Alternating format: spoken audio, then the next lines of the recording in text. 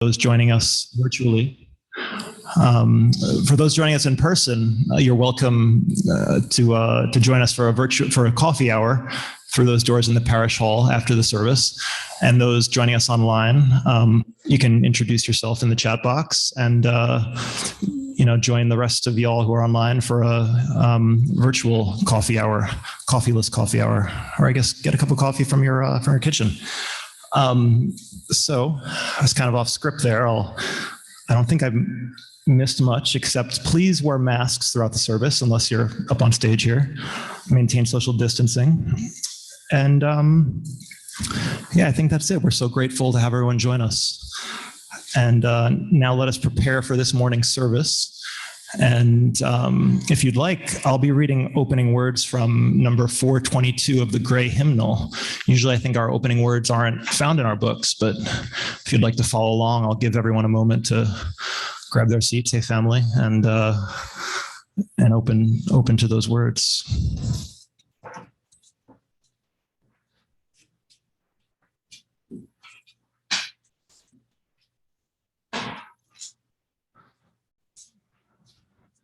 Surely the Lord is in this place, and I did not know it. How awesome is this place? This is none other than the house of God. This is the gate of heaven. And now we're going to light our chalice. You can join me if you know the words. We light this chalice in the search for truth and the spirit of love. We unite in worship and fellowship.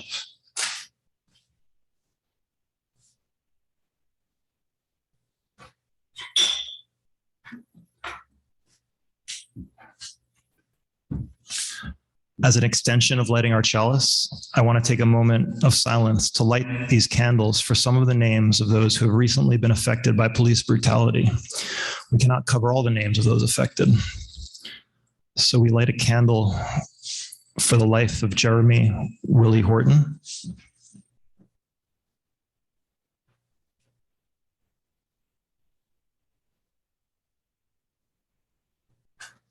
for the life of Robert Marquise Adams,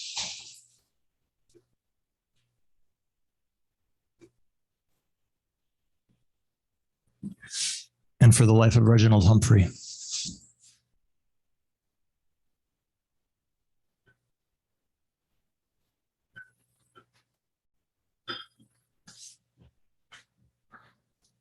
May these lights be a symbol of our commitment to continue the work of racial justice and to proclaim that Black Lives Matter.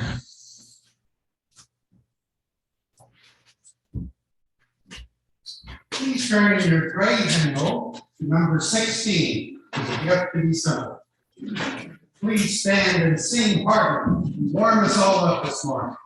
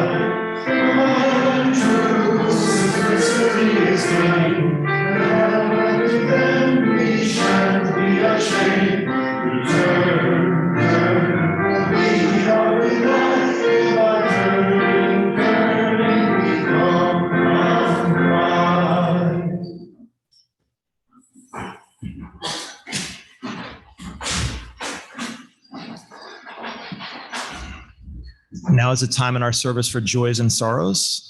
If you're visiting us for the first time, feel free to introduce yourself if you'd like. For those gathering in person, we invite you to raise your hand and then stand where you are seated and speak aloud your joy or sorrow. I'll give you the microphone to speak into. We invite you to share what's in your heart. For those joining online, we invite you to type into the chat your joys and sorrows. Sally will read them aloud. We also invite you to share what's in your heart.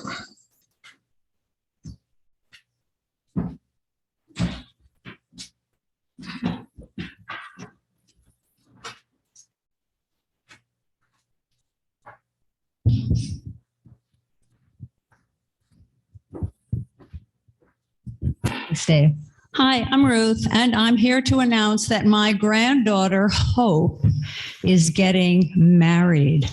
What? No. So the celebration will be on December 2nd, and it will take place at the John Stevens shop, which is my son's stone cutting shop. And it's going to be fabulous. That's where his mom and dad were celebrated as well. So his mom and dad were, by the way, married in the Unitarian Church. Hope and Kevin, the hubby-to-be, are eloping to Scotland. Please don't ask. I don't know why, but that's what they're doing. Great news.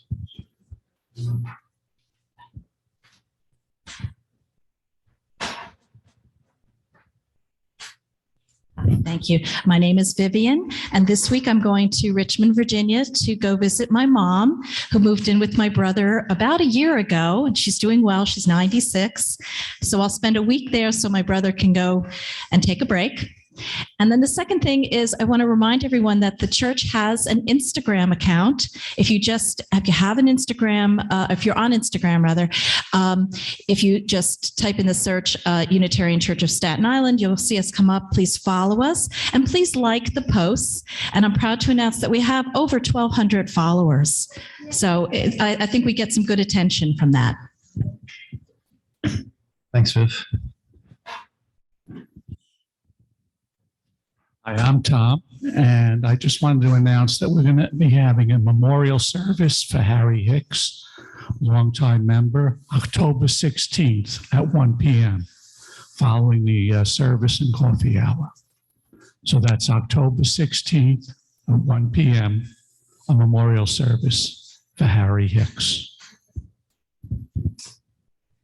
Hi, I'm Kathy. I sent out an email kind of late yesterday.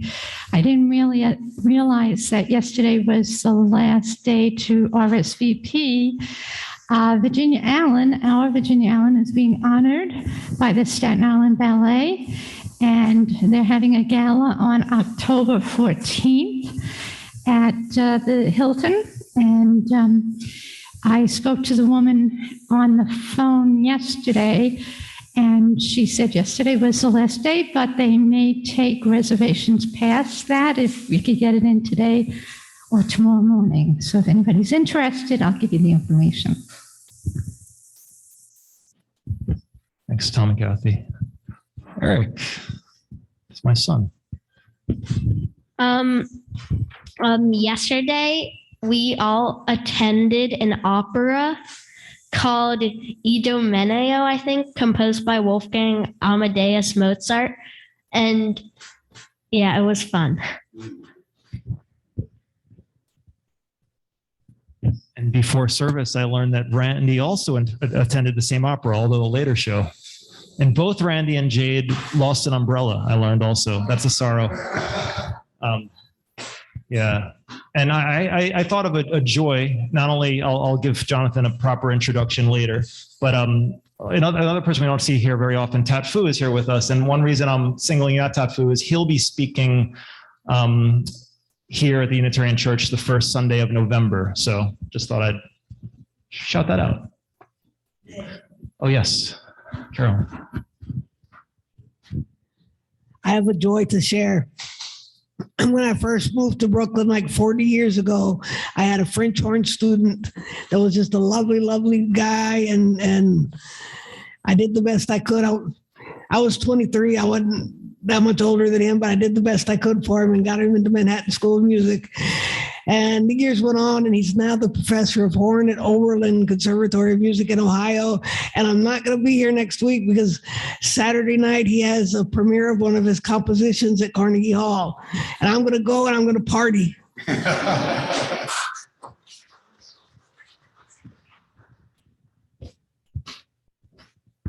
It's awesome. Sarah Rachel Walters says, my joys are my grandson Jude had his 6th surgery to fix his cleft palate, and after a major adjustment, all seems well, and he is speaking better. My granddaughter Brianna received an award from Suffolk County for her part in a project called Inspiring Women. And that display is hanging in her middle school. I'm so proud of her. Rose says, let's keep Floridians in our thoughts and prayers. In South Carolina.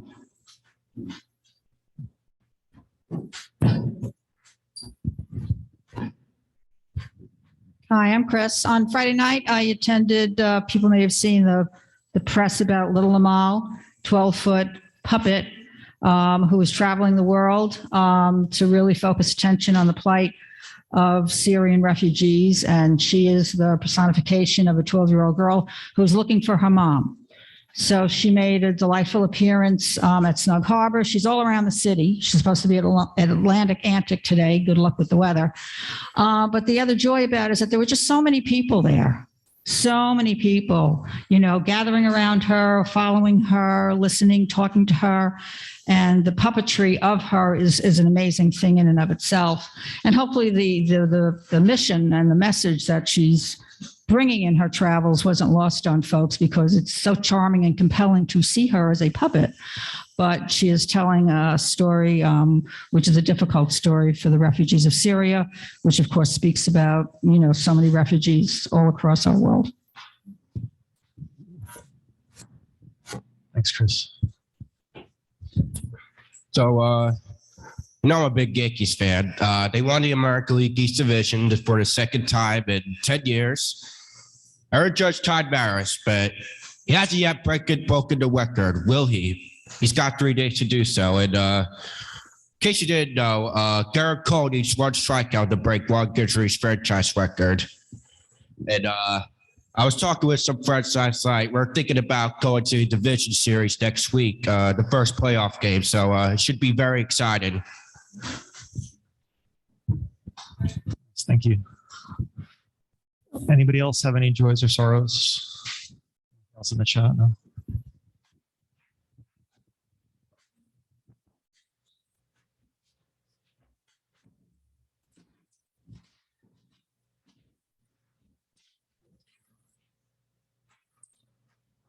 For all the joys and sorrows we've heard, and for all those that go unspoken, we are grateful for sharing them in community. Let us now enter into a moment of silence and reflect on the joys and sorrows we've spoken, and on the ones left unspoken, but are carried on in our hearts this morning.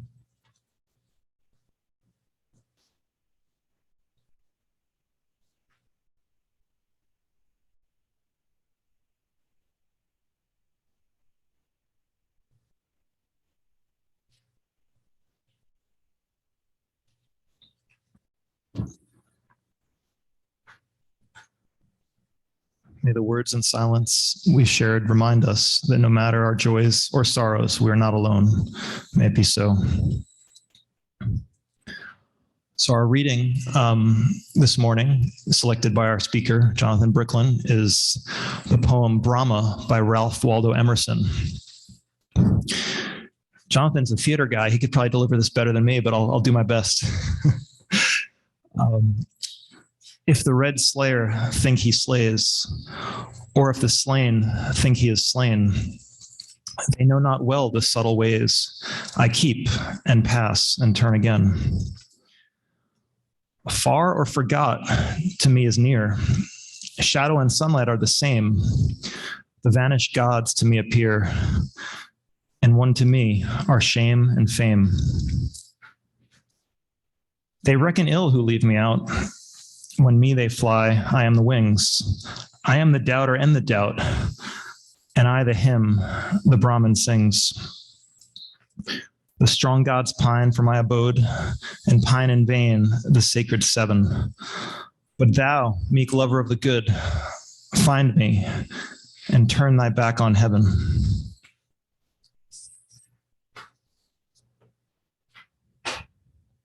And now is a time in the order of service where we take an offering. We know it's the gifts of all of us that help support our ability to gather and thrive together. For those attending in person, we invite you to drop your offering into the basket on the left of the chancel steps as you exit into the parish hall after service. For those online, or are we passing baskets? We're passing baskets. This is old script. It's a reminder of the joy, right? The pandemic is ending slowly. We're able to do things we didn't do before. For those online, links and instructions will be posted in the chat. You can mail us a check or donate through the PayPal giving page on our website. Please give as generously as you can. I just have a thought, and this usually isn't announced, but every time this is passed, I'm thinking, I'm never dropping anything in because we donate monthly. So if anyone's interested in doing that, I don't know if I think it was Tom or someone that told me about that. I don't know who's the person to talk to, but that's another way to donate. You can set up your direct debit, whatnot. Anyway, thought I'd mention that. So our offerings will be gratefully received.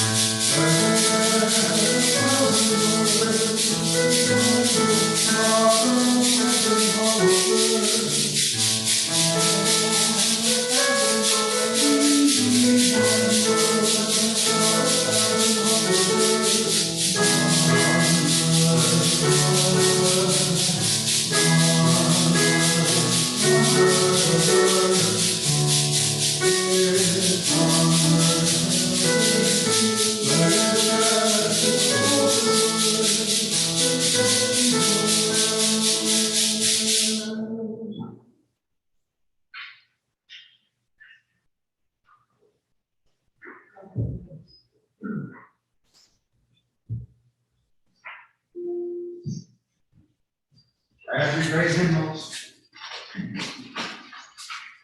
Turn to number 89. From my way, my truth, my life. Yes, please rise. I have to show you one thing on this. This is the very last time you see the word kill. In the middle of the last line, the word kill gets 7 notes. All that is the word kill. And then the word makes the word good. We got that whole word.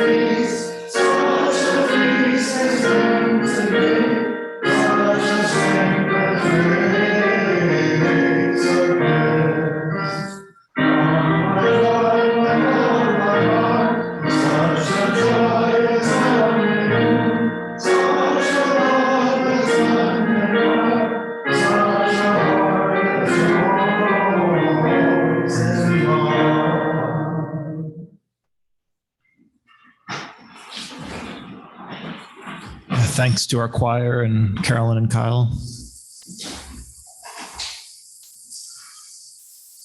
So Jonathan Bricklin is the author of The Illusion of Will, Self, and Time, William James's reluctant guide to enlightenment. He's also the editor of Shushness, and has published a dozen articles on radical reconsiderations of consciousness for various international journals. He's also a former program director of the New York Open Center and a founding board member of the Society of Consciousness Studies. His website is jonathanbricklin.org. And I thought I'd also add, when we were talking, Jonathan gave a great Zoom presentation for us during pandemic times. And Jonathan was wondering what he should follow that up with. And he said to me, I had this amazing experience that I've never really shared, never published. And that has informed like all my research since then. And he's like, maybe I'll share about that. So hopefully I didn't just take your introduction from you there, but I don't know. I'm looking forward to hearing this. So please welcome Jonathan Bricklin.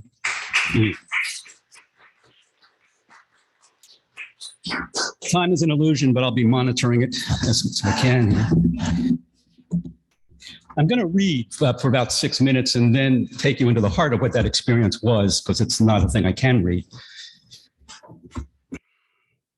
When they asked me on the registration form what I hoped to get out of the meditation retreat, I wrote 2 words: beginner's luck. It's August 1989. I'm 35 years old and about to sign up for my first experience with meditation.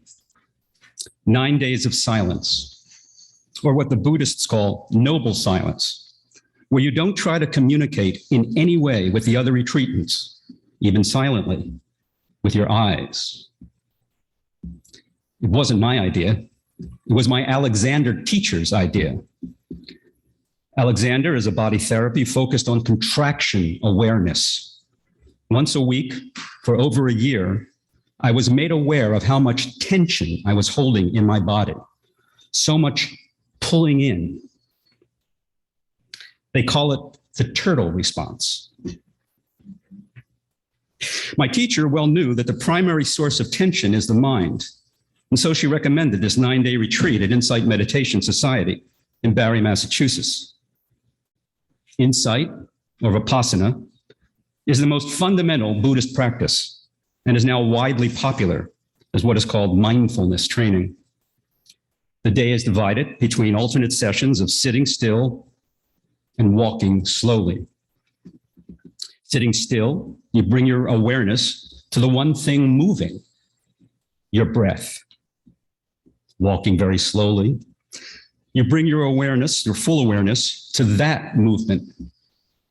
Sit, walk, lunch. Sit, walk, dinner. Note that phrase, bring your awareness. Insight meditation, I quickly learned, emphasizes what they call simple, bare awareness over, say, concentrating or focusing, as those words imply a stronger sense of I engaged doing, obstructing the insight not only of the impersonally arising nature of breath, but the arising nature of thoughts and feelings that inevitably distract you from noticing your breath. It is a significant breakthrough in meditation when you first feel the actual reality of being breathed. And William James could have been giving a Dharma talk when he said, if we could say it thinks the way we say it rains, we would be speaking with a minimum of assumption. The retreat, of course, was not completely silent. The three teachers alternate giving a Dharma talk every night and supervise a small group of how's it going meetings every other afternoon. This retreat was led by one of the most experienced Western Buddhist practitioners, Christopher Titmuss. He was British, and from his first Dharma talk, I fell in love. He seemed so unneurotic, so un-turtle-like, so unlike me, a Philadelphia Jew, so at home in New York. But I couldn't figure out at first whether it was his Buddhism or his Englishness that I was drawn to. Keep calm and carry on, after all, applies to both. It definitely didn't apply to me. Christopher had a special teaching that he offered the second night called Inquiry. He invited us while sitting in meditation to voice out loud an issue we were suffering with. He would then question us about the issue. At any time, we could end the inquiry by saying, thank you. I don't remember the details of any specific issues that were raised, but I do remember how surprised I was to see that no matter what the issue, Christopher, through his skillful questioning, led the retreatant to see that the real source of the suffering was their own distorted view of the reality in which it was unfolding. Mostly a holding on to a belief that was once true, but was true no more. This is, I later learned, a fundamental Buddhist insight. But to see it progressively in action, saying to myself, okay, maybe that one can be turned around on them, but surely not this next one, it was profoundly impressive. Even in retrospect, 3 decades later, it seemed like that was the most essential Buddhism I learned that night. As for my practice, it turns out that my teacher had given me bad advice. She told me that whenever my sitting posture became painful, to just move. But in the course of a 45-minute sit, such movements, for me at least, bore a strong resemblance to fidgeting. And whatever else meditation is, it's not that. But on the third day, toward the end of one of my sitting meditations, when my right knee started to ache, I didn't move, nor did I just bring my awareness to it. Rather, I concentrated on it, bore down on it with all my focus. The upshot of that intense concentration on the knee was startling. By harnessing all my non-breath arising awareness to that task, I got my first breakthrough moment of being breathed. A rapturous feeling that flooded me with waves of love that extended well beyond the particular sitting. Earlier that day, we had been introduced to what is called a metta, loving kindness meditation, where you focus on sending unconditional love to someone. I had found that to be a challenge. I had tried out different compassionable subjects. Sure, I'll send you unconditional love. Just change this one aspect of yourself, and we're good. What a difference. This rapturous state I was now in was broadcasting unconditional love to everyone and everything.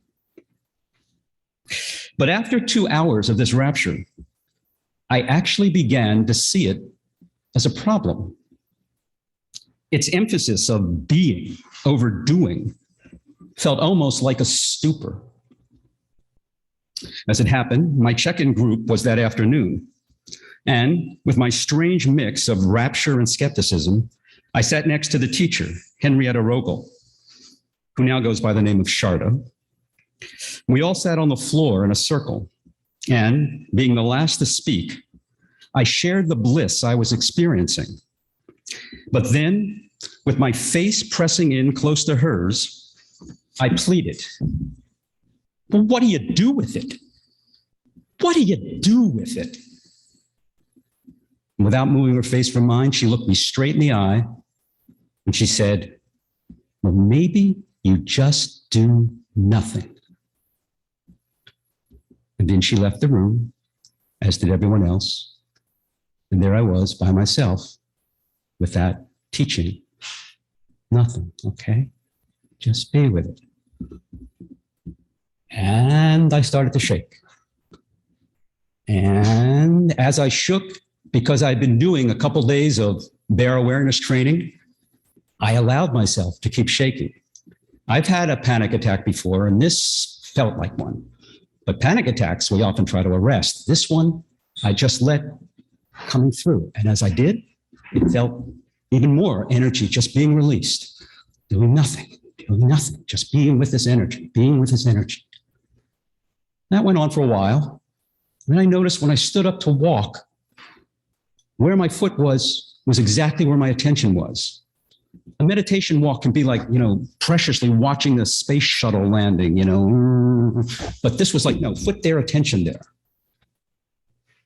A few days later, there was a full eclipse of the moon. I share that because maybe a lot of yin energy came into me. I don't know what, receiving, because when you're looking, you can't stare at the sun, but you can stare at that light through a full moon eclipse.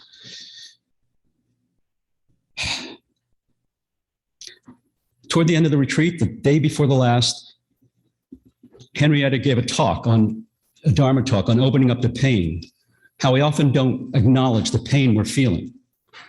We kind of hide it from others. And somehow that struck a real chord with me, and I went up to her, broke silence after the talk, and I said, "Henrietta, and she looked at me, she goes, "What are you feeling?" I said, I feel that I'm dying. And she says, "What are you feeling?" And I said, pain. And I reached right here, my chest, and sure enough, I felt this knot here. And as soon as I acknowledged that knot, that pain, I felt this flood of energy, that same that I felt in the room, starting through me. So now I'm shaking with her in the lobby of the building there, and she's sitting there with me. And then she says, after a minute or two, she says, "Let's go take a walk." We take a walk, we sit under a tree. There's two very bizarre things in the story. First one's coming up now. She said, "I'll come back." She leaves me under the tree. And right after she goes, this thumb and finger, I'm sitting, go like this. This thumb and finger go like this. I'm using a soundtrack, but just because it didn't feel like me. I didn't know the word mudra at that time. And then this energy poured through my body like electricity. Like that. I kind of thought I heard that sound. I came back the next day to see if I burned a hole in the ground. It was that much taking my body over. I don't know how long that went on, 10, 15 minutes, I'm not sure. She came back, and the first thing I noticed when she came back was I could look her straight in the eye. I had really been one of those eye-avoiding people, and that actually felt enormous to me. Like, I'm looking you right in the eye. Wow, what state am I in, But later that night, a former retreatant came and gave a slideshow. Anything can happen on these retreats, I guess. And it was, one of the slides was a village burned out in Central America somewhere by terrorists. I guess it was almost like a Dharma school, perhaps, that they had tried to start up, and it got burned. And I say that because here comes the most dramatic part of my story. The next morning, I'm in bed. I missed for the first time. Now this is the last day of the retreat. I missed the sitting, the morning sitting. I'm sitting in bed, and suddenly this energy starts coming over me again. Shh, shh, like this. And it's taking over my arms. I'm sitting up, but it's taking me backwards.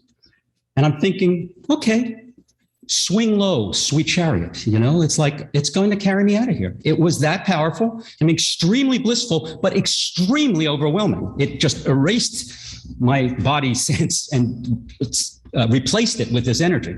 So here I am going back in this position, thinking swing low, sweet chariot. And then I had that image of that burned out village, and I shout out, suffering. Now try to get this. A Jewish boy, his arms out, going on about suffering. At that moment, the energy lifted me back up. And here comes the most dramatic part of my story. Out in the clouds, but all from my own memory. And I mean huge, as if on two giant drive-in movie screens. I saw a scene on the right. All of this was in black and white. All of this from my memory of pain or suffering, something I had, or anxiety, something I had experienced that was suffering. And immediately on the left, a scene from my own life that made sense of it, that redeemed it, that showed me what I had learned from it. Whether it was a few seconds later, or minutes, years even later. My life passes before my eyes in those pairs. And I didn't just see it, I felt it. Having a life pass before your eyes is not an uncommon experience. Though, as somebody pointed out, usually it's about the suffering you caused others. All I can say about this one was, okay, it was my own suffering I was seeing and what seemed to redeem it, in that sense that maybe suffering isn't what I thought it was. Maybe it's, well, obviously it was my greatest teacher.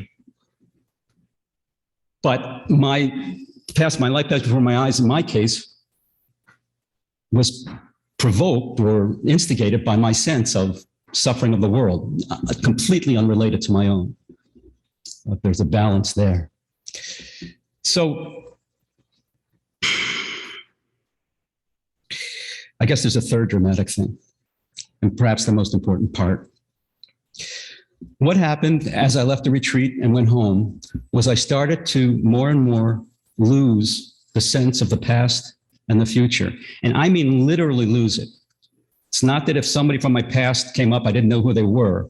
It's that I had stopped commuting between. It was like a gray landscape, the past, the future, because that's mostly what we're commuting as. Our sense of self reverberates. It's the temporal landscape that the I reverberates as. And I had lost that. It was like a gray fog on either side, at best. So I'm in the exact arising moment with a gap between thoughts. Basho, who gave us haiku, Old Pond, Frog Jumps In, Sound of the Water, gave us that haiku from his own meditation experience. He's spent 2 years on a very serious retreat, and he evolved that to that poem, that style of poetry, to sort of try to express the ineffableness of what his meditation experience was. And that's what I was experiencing. Krishnamurti says, if you watch very carefully, thoughts happen very quickly, but there is a gap. There is a gap between thoughts. The bliss of that, every moment, when you're arising, not from your sense of self, but from some mysterious, unknown source, some mystery, you're in this total reception mode. Everything's being received. At first, I tried to locate, I had a friend who died from AIDS, and Arthur, his name was, and I'm thinking, is Arthur sending me? Are you involved in this? Where is this coming from? Of course, this extraordinary experience has a very ordinary inference. Hospitals in Jerusalem fill up with it every day. You get a messianic complex. The words that I speak are not me. The words that I speak are, I couldn't say it felt like the Father speaking through me, but it did feel like the universe speaking through me. So I had some great mission, I guess. The universe is guiding me to teach this to everyone. And And as much as I didn't have a sense of self and a reactive sense of, that reverberation sense of self, that feeling of self, I had an ego unimaginably huge to counteract that. I mean, at one point, my brother-in-law, my sister were very concerned about me, rightfully. They put they were in my house, and I thought they had actually put a camera in my ceiling fan because I started getting calls from people out of state. And I thought, how could they know I'm concerned about me? And I'm thinking, how could they know? Because in this state, everything gets affirmed. You can't have that sense of, how's this happening? It was just this arising moment, this arising moment, this arising moment. I remember it was a time where they for a couple months, they started the 9 train. Some of you may remember that. When I saw the 9 train when I got back, I didn't know of its existence. I went, oh, Cloud 9, it refers to me, whatever. There's no way to push back against it. The folds in my head, my forehead, I started to get folds in my forehead. I had no energy here. I had no energy in my genital areas. Everything else was on fire. I felt like I could burn a hole in a tree across the street. It was that. I was that kind of. So, what ends this story? Haldol. A familiar end. But in some ways, the Haldol I received the next morning was almost the highlight of the whole experience. Because I'm sitting in a commissary with a woman who has a tray and she spills it all over herself. It's kind of ghastly from my normal perspective. But coming out of this perspective, all I felt was just love and help for her. I didn't have a moment of like, that's kind of. So here I am coming back into the world, able to bring some of this infinite love and feeling for everything. Because when you're coming from the gap between thoughts, everything might be emerging from a gap. And in fact, everything is. This podium, you're not seeing this. You think you're seeing a steady state. Your neurons are just, but it's not true. It's flashes. And if it repeats itself, it's going to look solid like this. If not, it's going to be changed. But it is flashing. It is pulsing. Everything is pulsing. So maybe it's something like,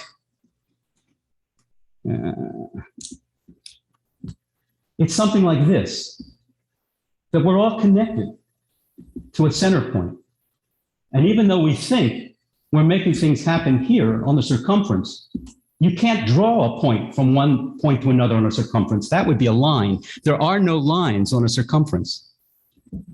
But everything may be in relation to everything else through its connection to that mutual center point that everything has. So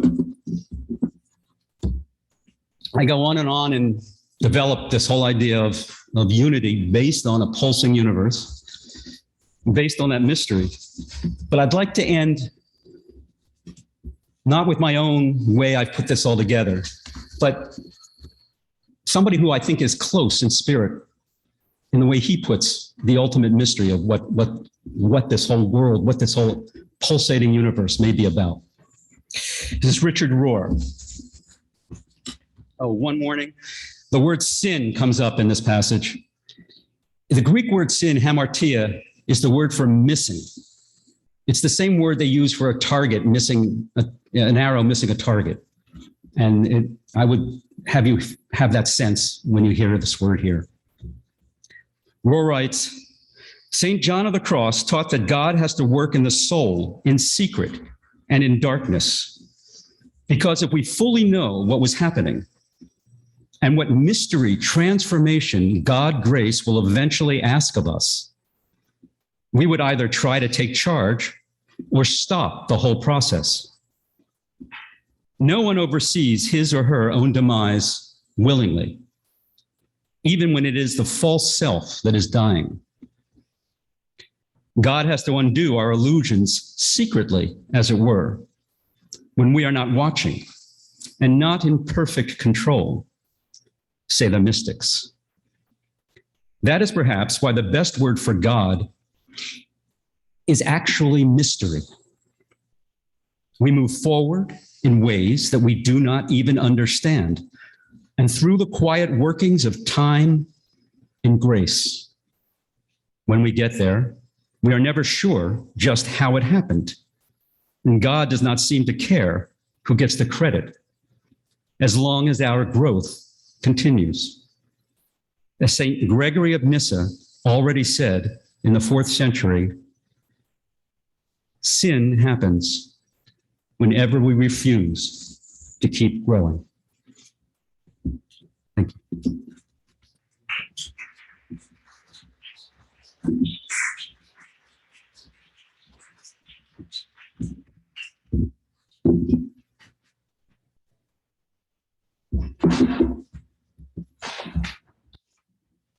Turn in your grade and open number 194. 8 is a forest. I'm going to ask Carolyn to play this through one time. You may not be familiar with this, but then again, you may recognize it. This is a very famous Chinese folk song. Moving on.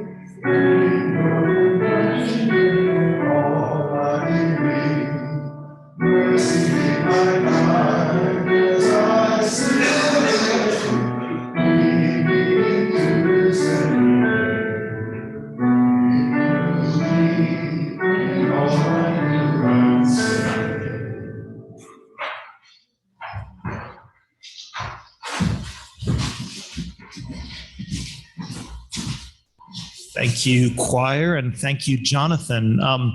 When Jonathan and I were speaking before he delivered, we were talking about whether or not to do a question and answer, because for me, part of his the beauty of his talks, and a lot of the talks we had during pandemic, was we had that coffee hour where we all got to speak. And I don't know, we kind of decided we'll wait to see how much time was left, and it's not 12 yet. So I don't know if nobody has any questions, and I know I've sprung this on you, but if something comes up for someone, and you know, Jonathan, you can come back up to the mic and speak. And if nothing comes up, we can end the service. But I thought we'd at least give a moment maybe to let it settle in, and maybe somebody has a thought.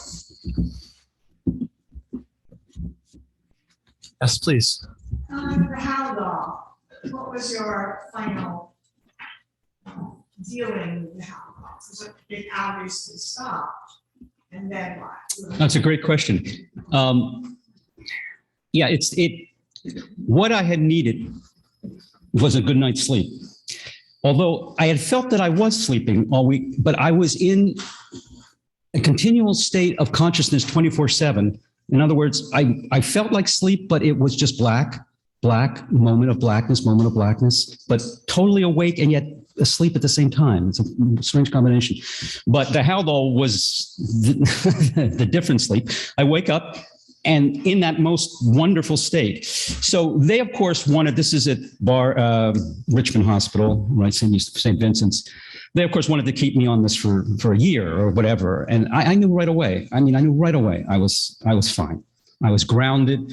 And again, that grounding of seeing that woman, having that almost from two worlds, that transcendent world of infinite love and this world of less than infinite love, but being able to bring it. So no, the only diagnosis they could come up with was like irrational thought process. And I must say, if you know anybody, and you'll encounter them, who have this sense of messianic mission, I urge you, all they're doing is making a wrong inference. I was making the wrong inference. I'm not the Messiah, but, and so I was able to, they can't force those drugs on you. So even though they watched me for a couple days, right, by the next week, I was totally out of it. And thank you for that question. What the mic is?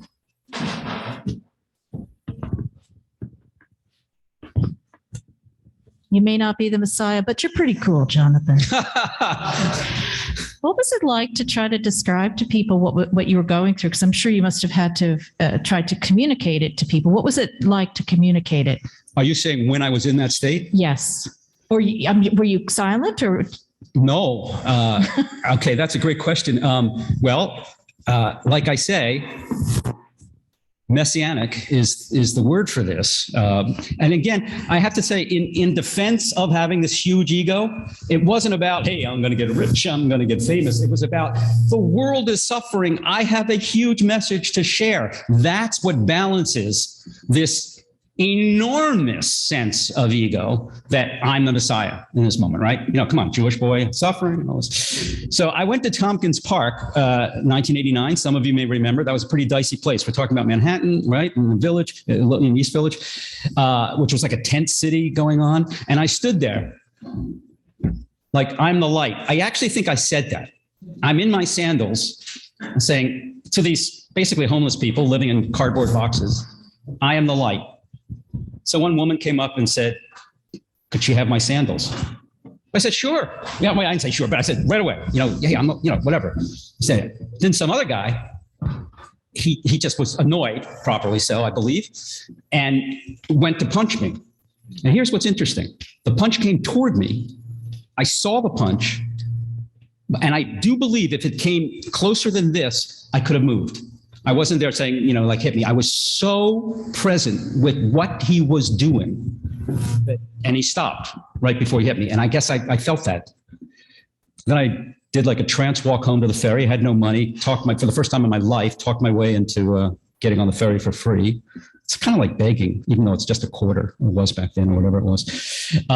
But listen, I was out of control in terms of, what I thought I was offering. And it got weirder and weirder when that camera, which I thought was a camera, my sister, Jamie, you may know her, Jamie Brandt, and her husband, Gary Brandt, and she was marvelous. I mean, she did everything she could. She got my father to come up. I mean, people were really concerned. But like this camera's going, and I'm like, I think I'm preaching to the world. That's how enormous this ego is, right? Because people are calling me from out of state. How do they know? Oh, I must be on TV. Hey, it's the Messiah show, whatever, and I'm like entertaining. As Dave pointed out, I have a theater background and all of that. So, hey, I'm meant for this, Look, Richard Rohr said, give us this day our daily humiliation. This humiliation has lasted for me for 3 decades, and it set me on a whole nother path. I've written a lot of journal articles, big book by an academic press. I don't mention this experience. This is only probably the 3rd time I've spoken about it publicly. I don't mention the experience because it's not about me. if I hit on a truth, then other mystics and others will have this truth, and I'm about just supporting them. So that's basically what my book's about. Because if you go deep enough with all of these religions, I think you see a lot of commonality. And I was stressing that, and I feel I experienced that, minus the hugely overdone sense that I'm the personal Messiah here to, save the world. Yes. Okay. How do we contact you? Say again? How do we contact you? Best to go through my website, jonathanbricklin.org. There's a contact there.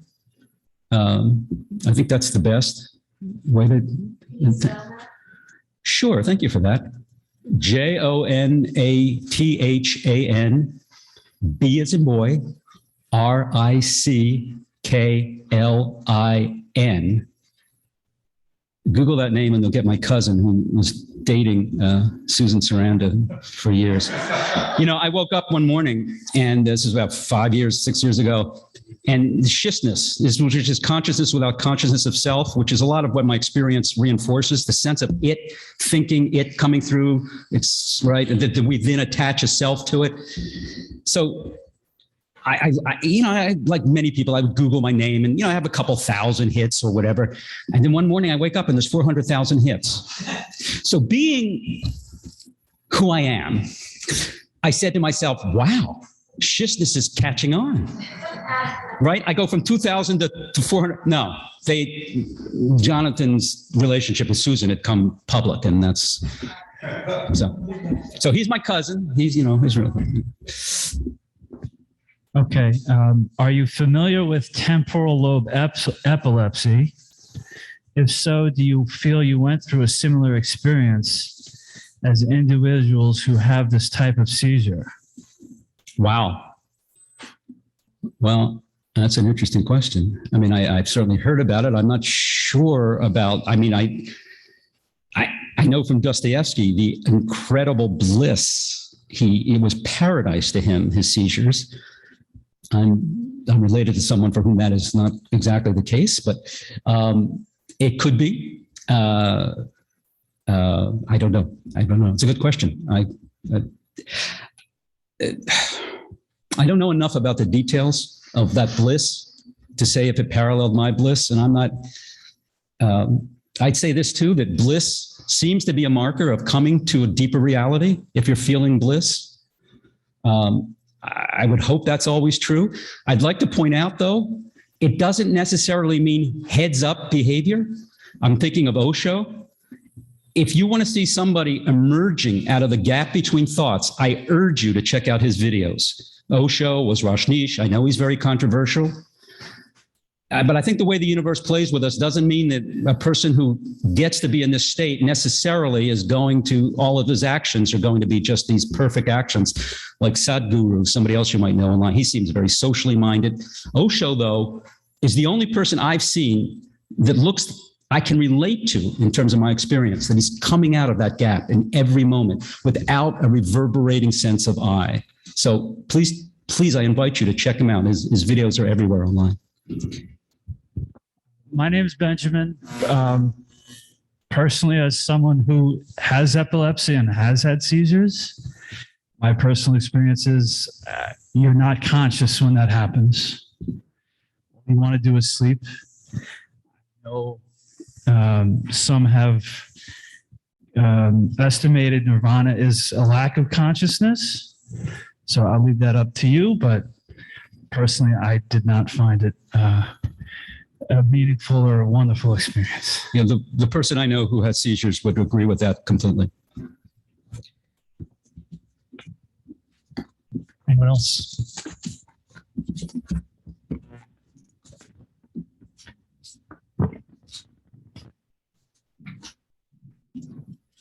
I just had one thought. The first question, I'll save it for another day, but I have some things in common with Jonathan. And I looked extensively into experiences like this. And I read an article about a medical doctor from Africa, regular doctor, but also coming from a tradition of shamanism. And he wrote an article when visiting the mental hospitals in the States. He said, you're stopping your shamans from going through the path, going through that transition. They have to go through the pain and go through the craziness in order to gain some wisdom and come back to share it from us. And that really stuck with me, the fact that not every culture deals with experiences like Jonathan's, mine, and maybe some others have had those. Not every culture treats them the same way. So I got a thumbs up from Jonathan. But yeah, unless there's any other thoughts, I'll extinguish the chalice. No.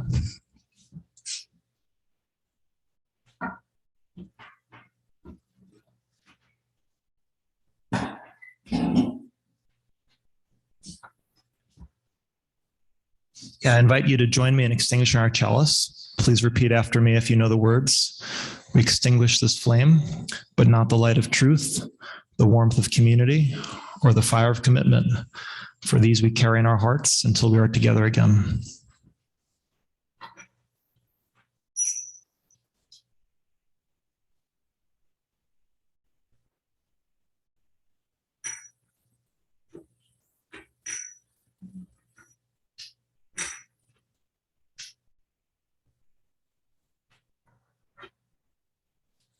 And for the closing words, I also selected words from the Gray Hymnal again. It's number 691. You have to turn to it, but I see people are, so I'll give you all a moment. 691.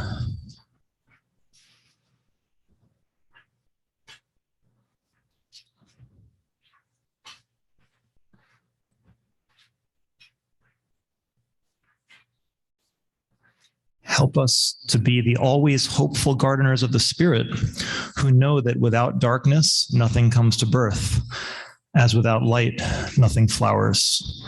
Me sartem.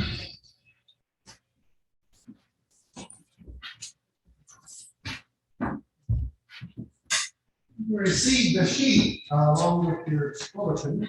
This will be our post-moving your all invited to join the choir. This is the setting of Buddha's lesson. Stay seated. This is it one time.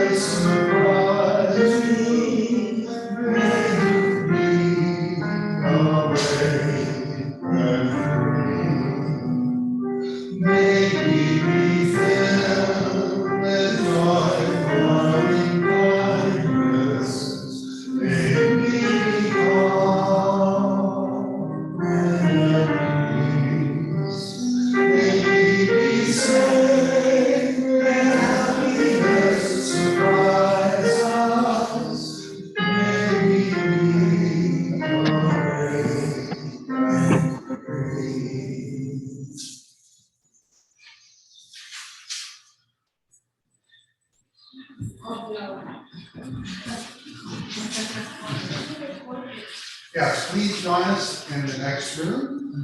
Randy has once again prepared